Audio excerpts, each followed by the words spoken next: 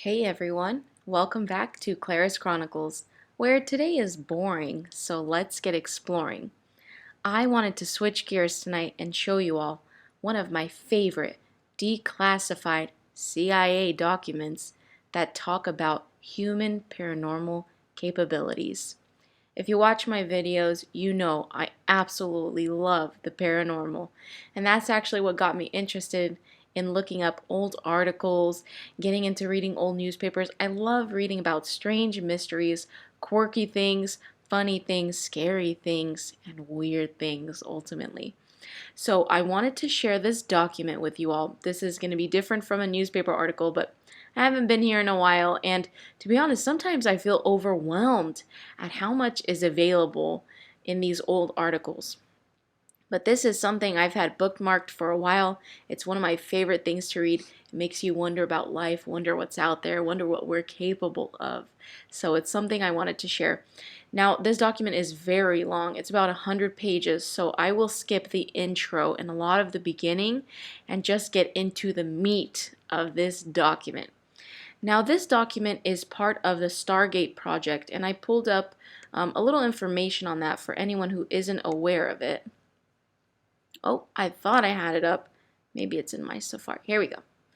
So if you go into the actual CIA.gov website, you can do a query for all of the documents that have been declassified. And it isn't easy to search, by the way. As you can see, the titles of these documents are like just really weird strings of numbers and letters. It will tell you the type and the collection. And I know that anything in the Stargate collection is really cool and interesting. And I wanted to talk a little bit about the background of Stargate, just so we're aware. Stargate Project was a secret U.S. Army unit established in 1978 at Fort Meade, Maryland, by the Defense Intelligence Agency and SRI International to investigate the potential for psychic phenomena in military and domestic intelligence applications. The project and its precursors and sister projects originally went by various code names such as Gondola Wish, Stargate, Grill Flame, which I still see a lot of those articles, Center Lane, Project CF, Sunstreak, Scangate, until 1991 when they were consolidated and rechristened as the Stargate Project. Now, as I was going through these documents, because I spend hours just clicking through each one because I love to just look at what's in there and read them, I found this. Oh, which by the way, let me not forget. Let me make my thumbnails small really quick. Okay. I found this article, and of course, talk about an attention grabber. This like really cool 3D fractal looking multi-dimensional image was at the top, so I was like, ooh, I've got to read this. Now, it goes through the intro of the project and all of their research. There is a lot to this document, so for the sake of keeping this video short, I'll go to my favorite parts of this document, which starts at page 21, I believe. But if there's any requests, let me know, and I could start from beginning to end. It'll just be a very long video. And you guys won't believe the history of this project. And you can tell me what you think in the comments. All right. So this page, when I got to this, I was like, whoa, hold up, because a lot of the pages I'll skim through and just kind of see what's there because they have a lot of information. I mean, they are like very formal documents with everything they need. So we'll go ahead and just start right here. I saw on this page it said the title, Breaking Through the Obstacles of Space for Psychic Writing and Seal Affixing. And I just had to make sure I'm recording. By He Kin Yan, okay, of course, apologize if I'm not pronouncing these right, Beijing Municipal Chinese Medicine Research Institute. And it says, let me make sure the text is showing. In the Joint Experiment Report on the Reality of Human Psychic Functions, there were records of tests carried out on subject Z, Z's ability to do psychic writing. The author of this article took part in making up the samples. The test at that time was to take a blank sheet of paper, which the tester would sign, roll it up into a tube around a ballpoint pen, and fold back both ends.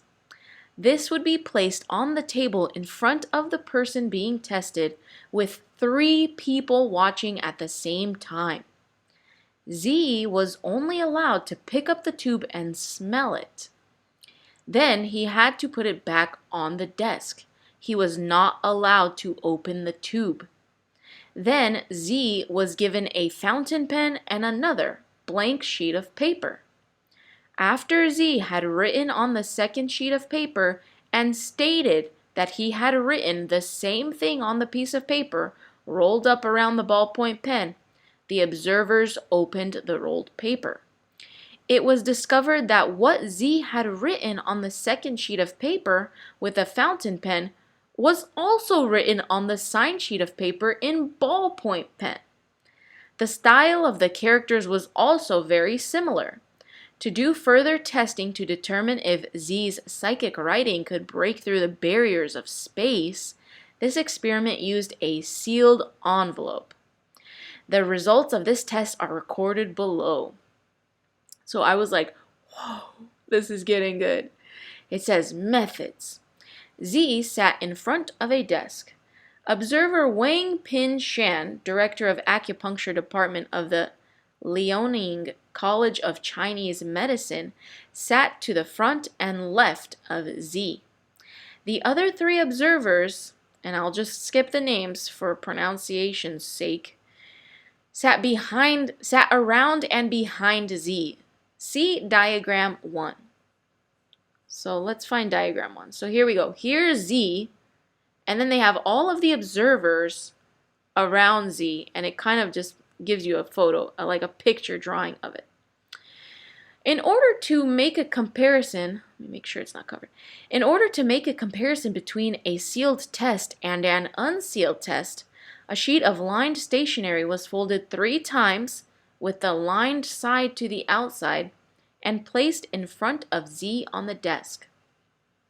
Both sides of the paper were checked to make sure nothing had been written on them. Z was given a ballpoint pen and another sheet of paper. On the other sheet of paper, Z wrote in cursive script. The present time was 4:30 in the afternoon of January 22nd, 1983. What Z wrote was, "How are you? Thank you, teacher." He also signed his name. At this time, observer Wang opened up the sheet of folded stationery in front of Z. On the lined side of the paper, he saw, "How are you? Thank you, teacher," written in ballpoint pen. Z's signature was also there. The penmanship of the 2 were similar. The back of the paper was checked once more. It was blank. After the 2 repeated the experiment, another sheet of lined paper was folded and placed into a manila envelope.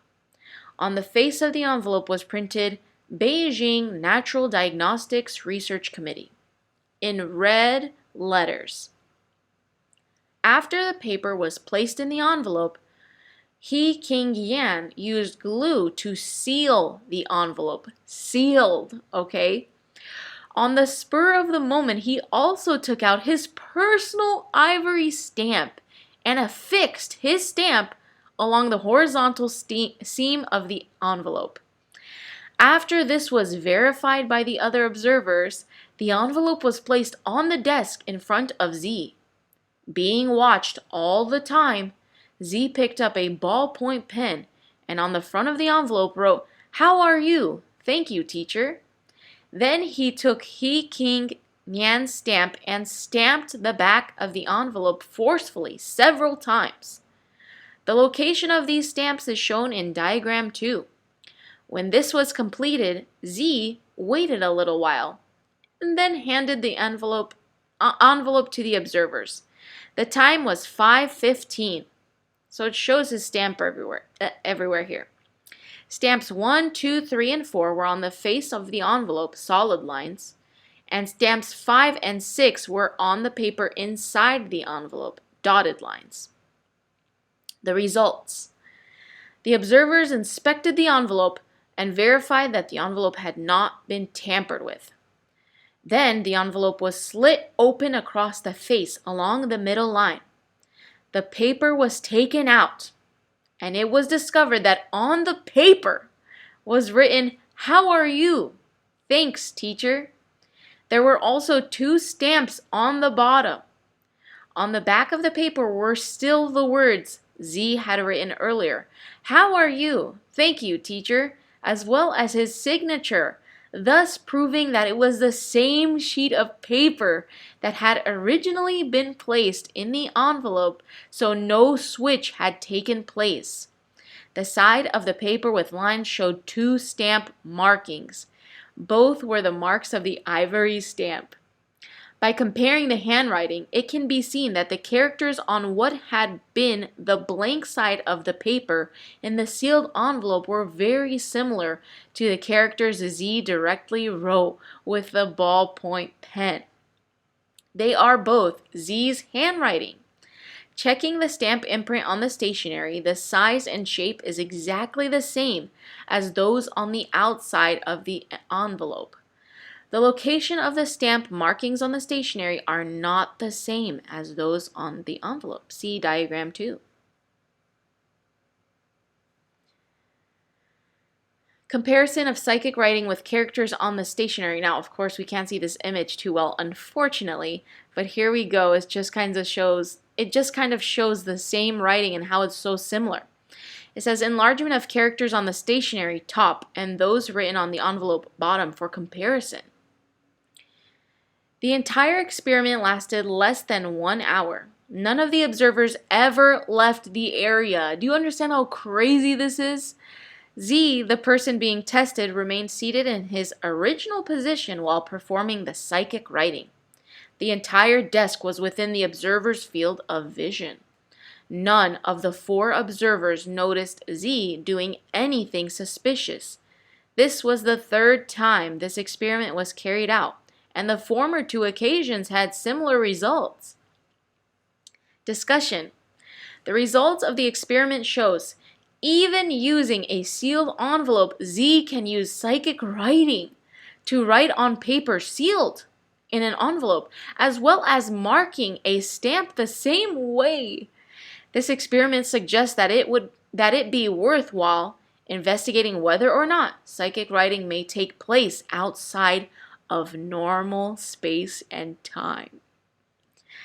Oh my goodness, reading something like this compared to everything nowadays, which is just so mundane, is just so amazing. And to know that this took place in 1984.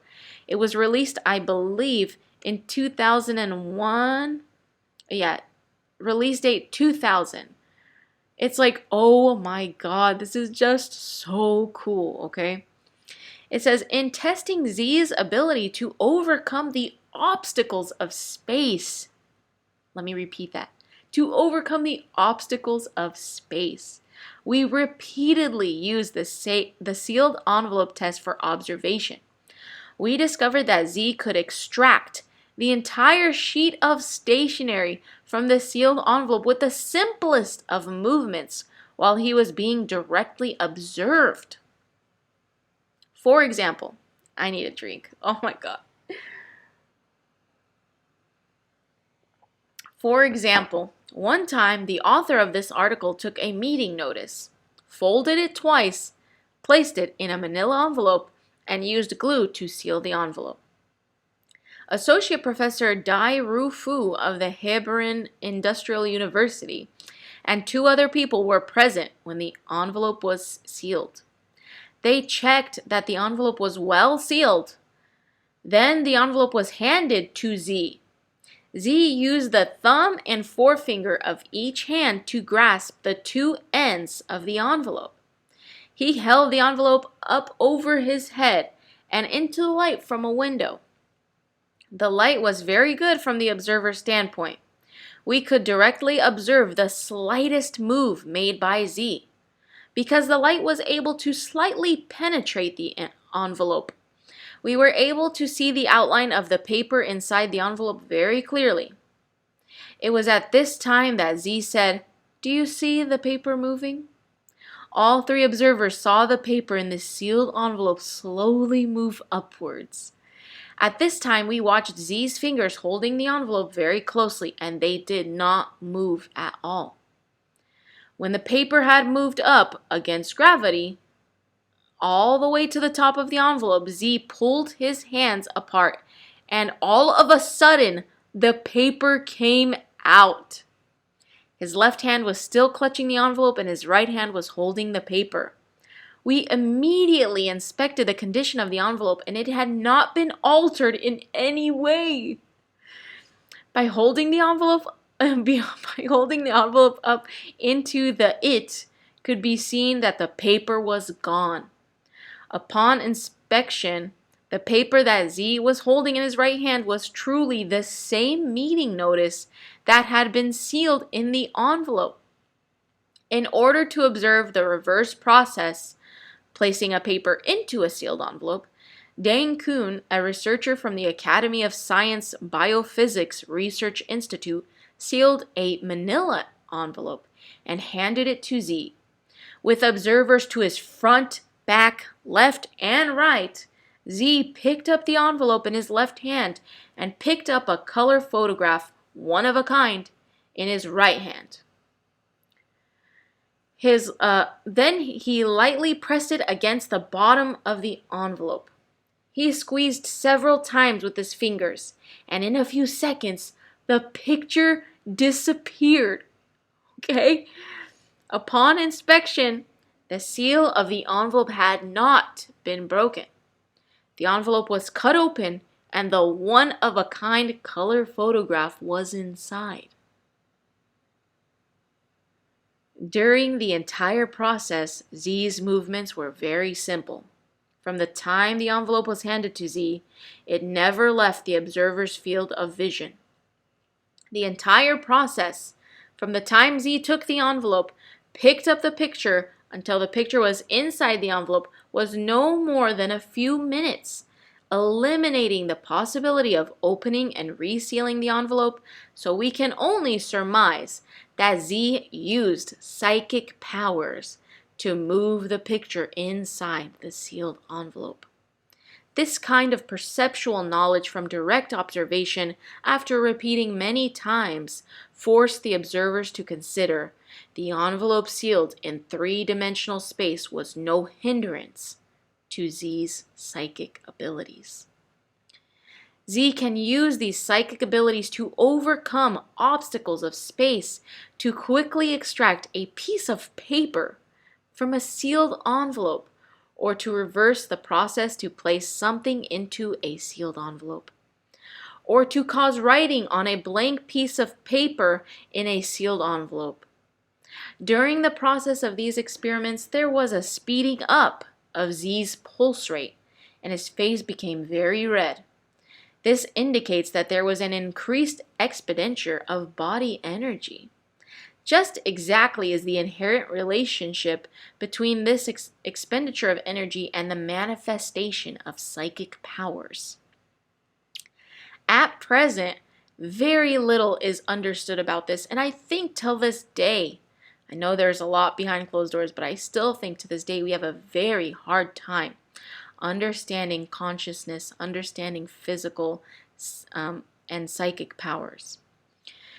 After the psychic ability experiments described above were finished, Z was not especially tired. He talked and laughed easily. It may be supposed that the energy expended by psychic functions is not too great for the human body. Generally, it seems to be relatively small.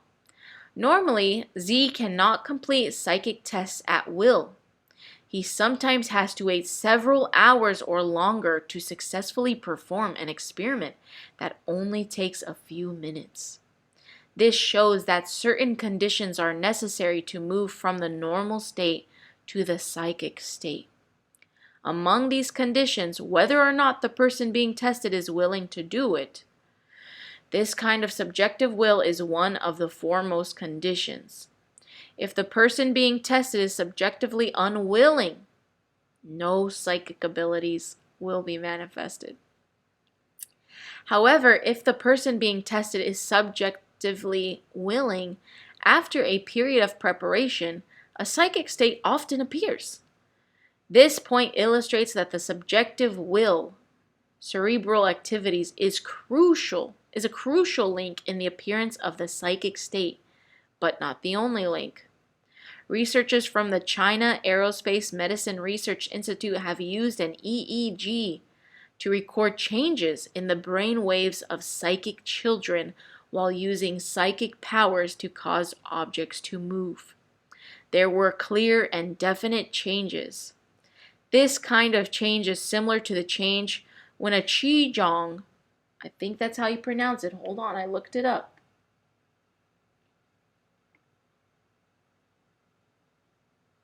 Qigong master goes into a qigong functional state.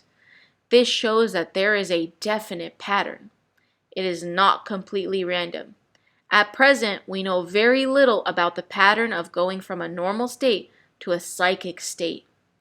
The experiment of breaking through the space barriers to conduct psychic writing illustrates that once a psychic state is achieved, it seems the psychic is not restricted by normal three-dimensional space. This is something that should be researched. Oh my goodness. Amazing! You won't believe the next portion that we have here. And it's an experiment on using psychic powers to break needles and making them whole again. This document is absolutely amazing. I will cut it there for the sake of the video. I feel that when the videos are too long, I have a really hard time uploading them. If you want me to read out this portion, you can always request it in a separate video, and the link will be in the description if you'd like to access it on your own. But I highly recommend it. It is extremely interesting, and like I said, it's amazing to think about what else can be out there for us and the world. As I say in the beginning of every video, life is just so boring nowadays. So get exploring, you know. There are so many resources for you to go and research and read about and become knowledgeable about. And I think it is really fun. And also, when you meet someone who's also familiar with the subject, you won't believe the kind of discussions you'll get into. It is a blast. Anyways, I hope you enjoyed this video. Everyone have a wonderful, wonderful night, and I will see you next time. Thank you so much.